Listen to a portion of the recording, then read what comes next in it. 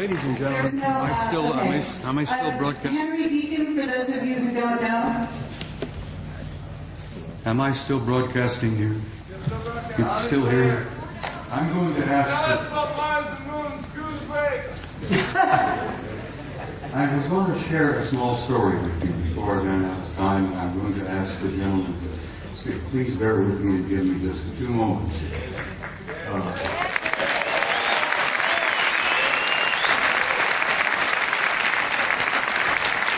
This is what over. I attended my son's retirement ceremony in Washington, D.C. in November. My boy retired in November in Washington as a full captain of the United States Navy after 30 years of service. And while I was at this retirement party, the room was filled with admirals and generals, retired commanders and captains and so on. And we all had something cool in our hands, and we were all moving around among each other, amiably and relaxed, you know. A retired Navy scientist, whose name must remain untold, came up to me, nudged me. He says, "I know you."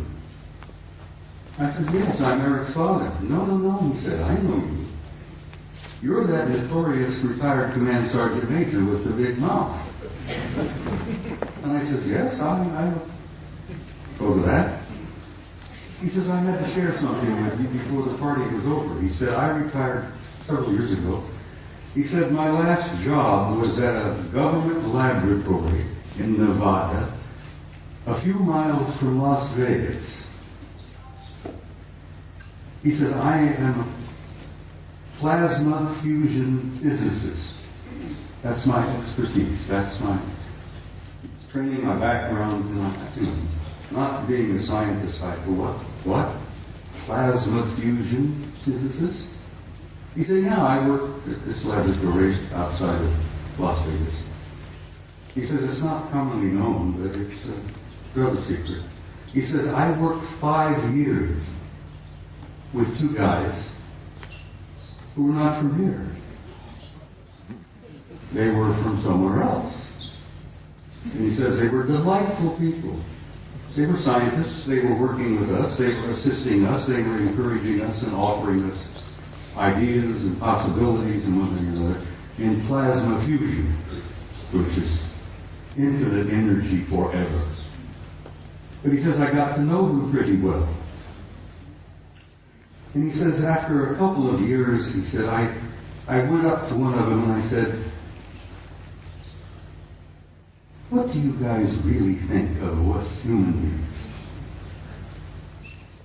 And this chap, through somewhere, said, "Well, since you've asked, we think you are how did you word it? A primitive, savage, and dangerous race." And the scientist said, I had to agree with him. We are. We're a primitive, savage, and dangerous race at the moment. The other chap was standing there, who had been listening in. He was also from somewhere. Said, "You also smell bad."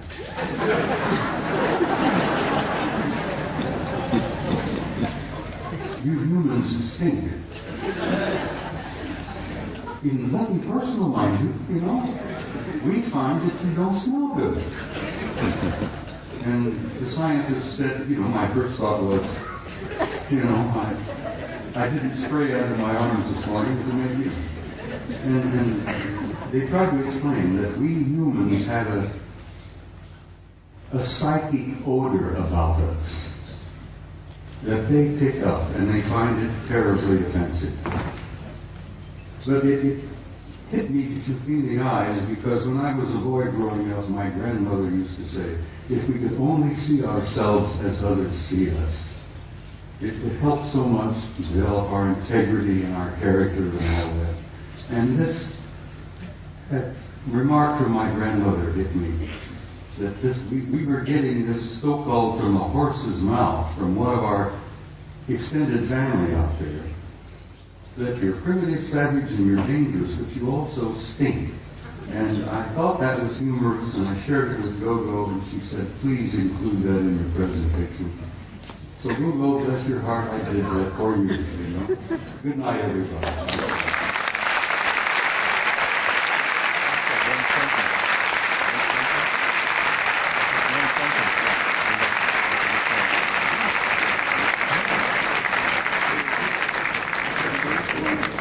One sentence.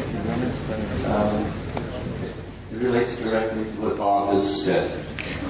If you want contact, raise your spirit high.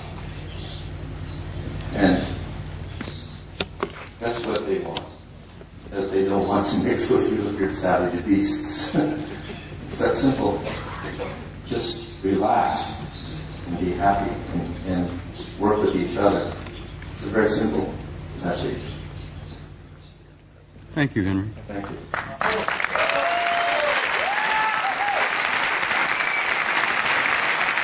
If you want to learn more about Henry Deacon, he is on our site. We have a lot of very long transcripts all about who he is, some of where he worked, and about Mars. We also have a video called Jump Room to Mars, in which David Wilcock and Bill Ryan and I discuss some of what he told us. And we're looking for maybe a 15-minute, maybe a half hour tomorrow when Henry Deacon can address you and maybe tell you some of the details. Thank you.